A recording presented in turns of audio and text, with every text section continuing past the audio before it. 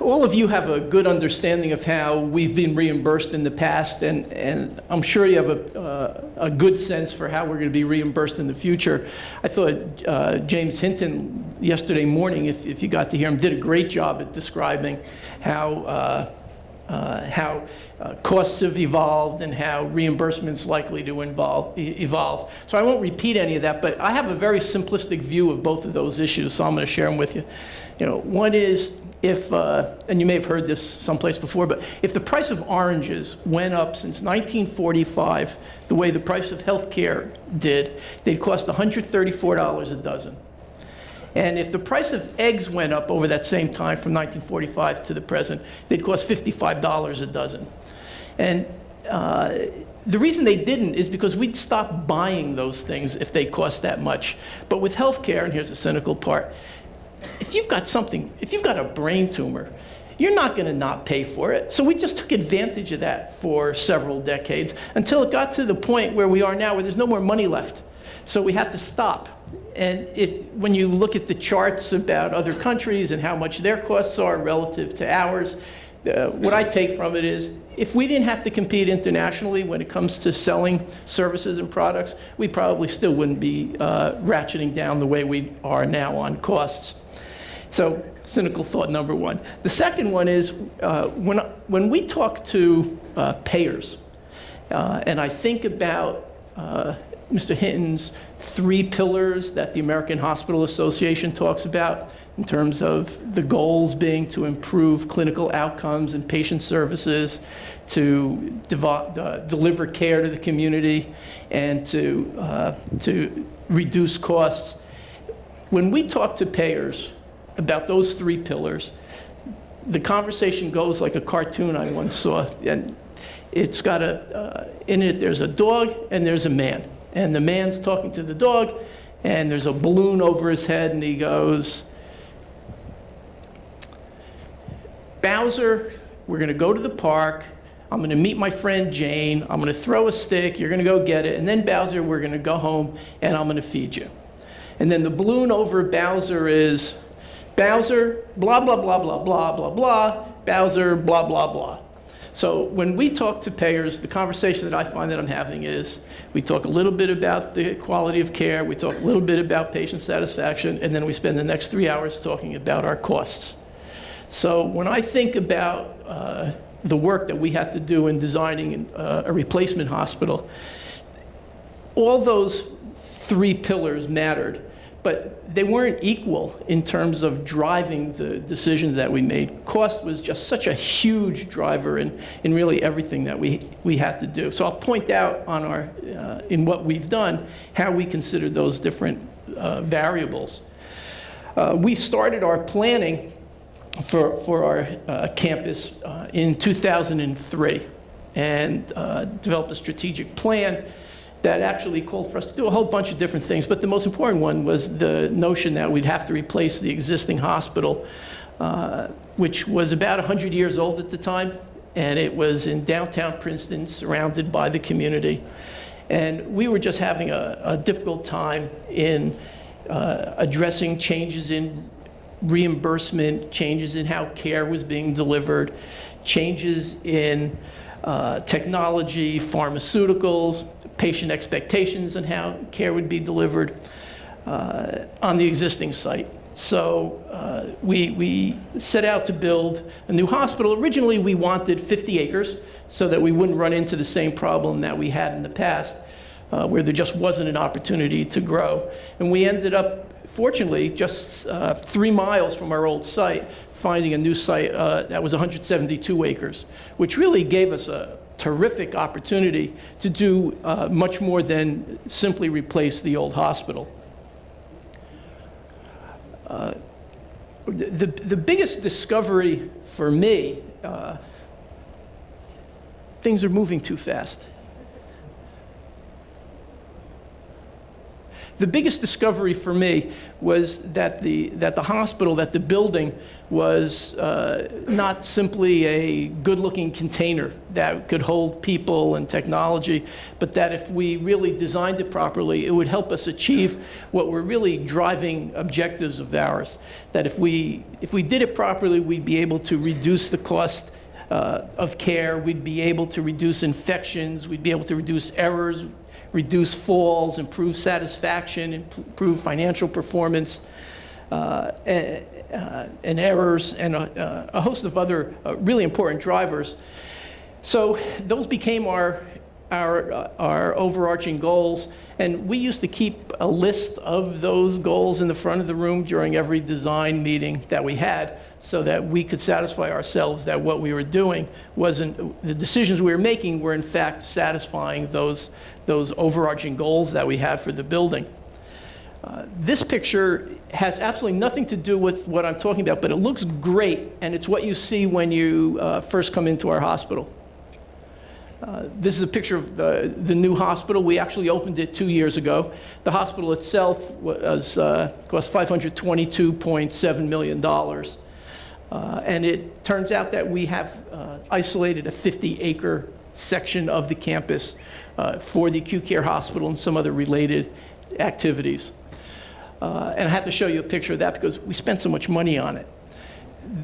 This is a view of the campus, and let me point out a few of the functions that we're able to put onto it. And we're finding, and they're all in different levels of development now, and hopefully you'll see what the synergies are in them. But when we were looking back early on, back in 2003, at what was important, one of the assumptions we made about reimbursement was that we would be paid in some way a bundled amount for the care that people require over their life. That would be either a bundled payment for an episode like a hip replacement or a capitated base, being paid on a capitated basis. But we assumed it was going to be for more than just the care that was provided in the acute care hospital. For those of you who are familiar with the area, Route 1 runs along the left side of the screen. And on the bottom is a river, the Millstone River, and Princeton is down in the bottom left-hand corner of the screen. So in the bottom left corner, sorry for pointing just to this one screen here, used to be where all the factories on the site were. It was originally owned by a company called FMC, Food Machinery Company. The buildings were down there. We demolished all of them and created a 32-acre passive recreation park, which we donated to the town. And in exchange for that, they gave us the height and the density and the traffic and other special considerations, and they leave us alone in terms of payments in lieu of taxes.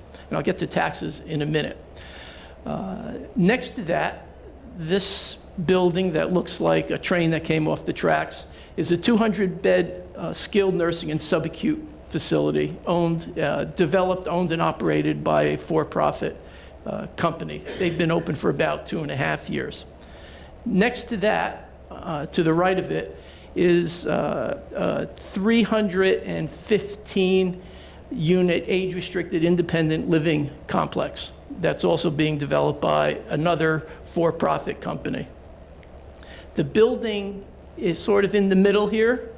North of the skilled nursing facility is a 40,000 square foot ambulatory building that is owned, designed, operated by Children's Hospital of Philadelphia. And it's going to open at the end of this month. And it'll have 16 different pediatric specialty and subspecialty services. Same time, we have a partnership with CHOP where they operate the inpatient unit at the acute care hospital and the neonatal intensive care unit and PED services in our ED. So that's been a terrific, really terrific relationship for us. The next piece of land just north of that is zoned for office research. And we thought we had some folks who were interested in that, but that has not worked out yet. But we're going to wait.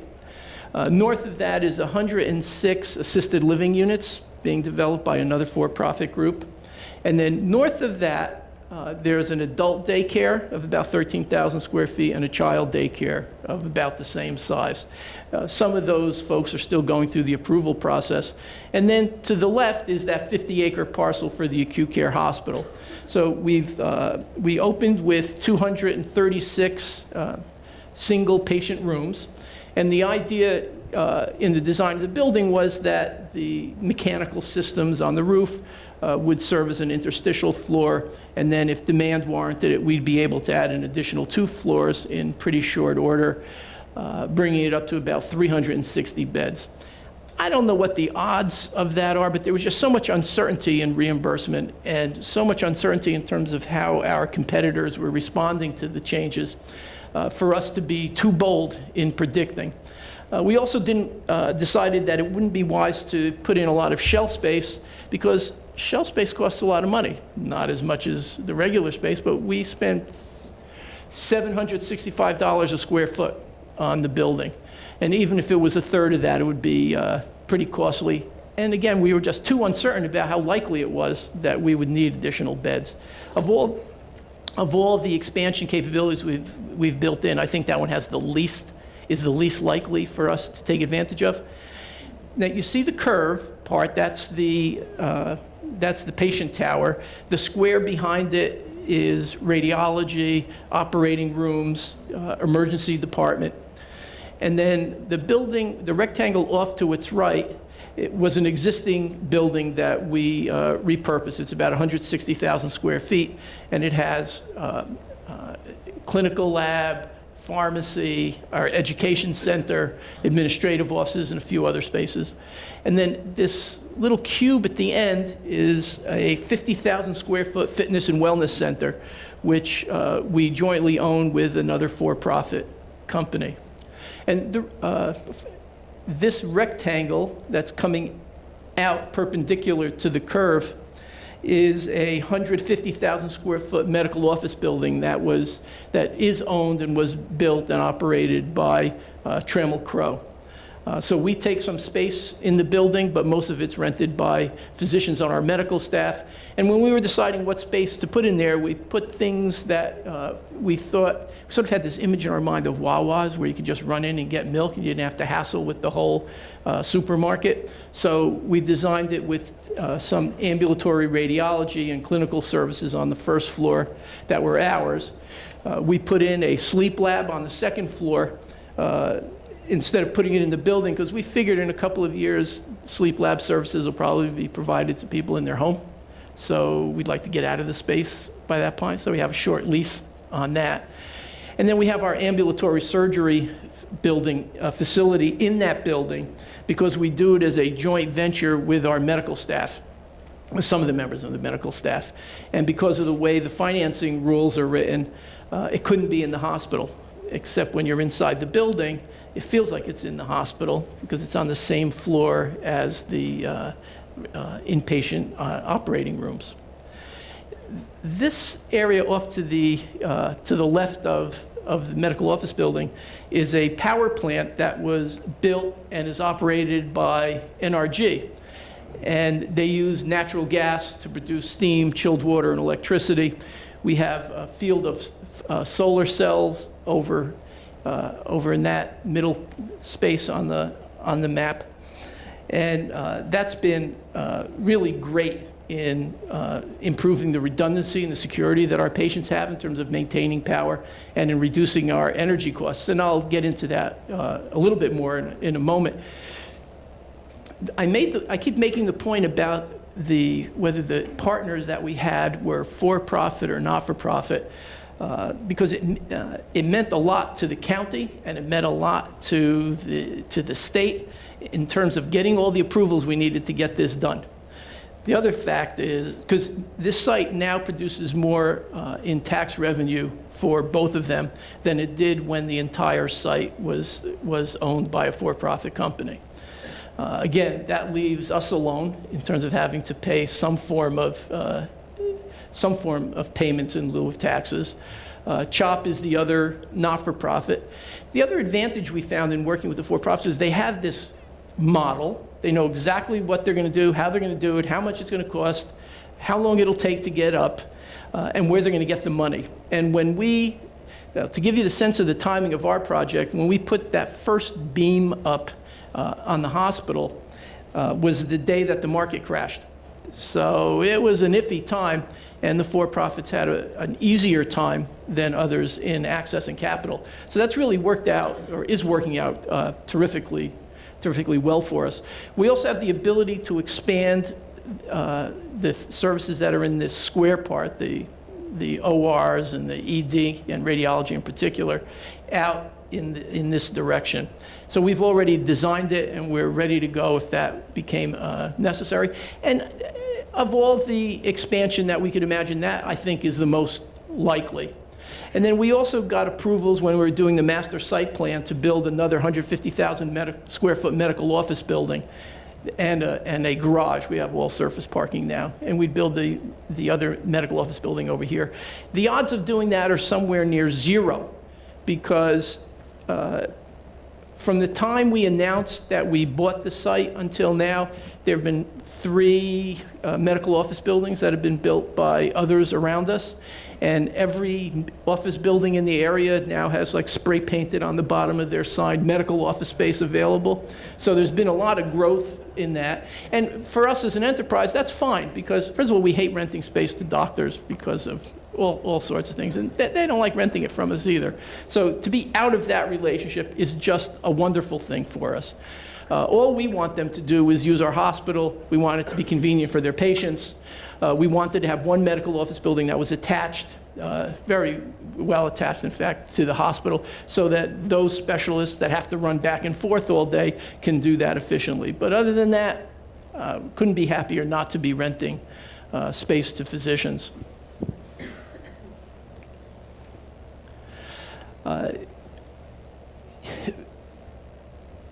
We already have about a 50,000 square foot fitness and wellness center not far from the old hospital. By the way, we sold the old hospital and a bunch of medical office buildings and some surface parking for about $90 million. And that's a big deal for us, because that represented a big chunk of the cost of the new hospital. So having been fortunate to be in a town where real estate values are as high as they are really was essential to us. And Avalon Bay Communities bought the old site.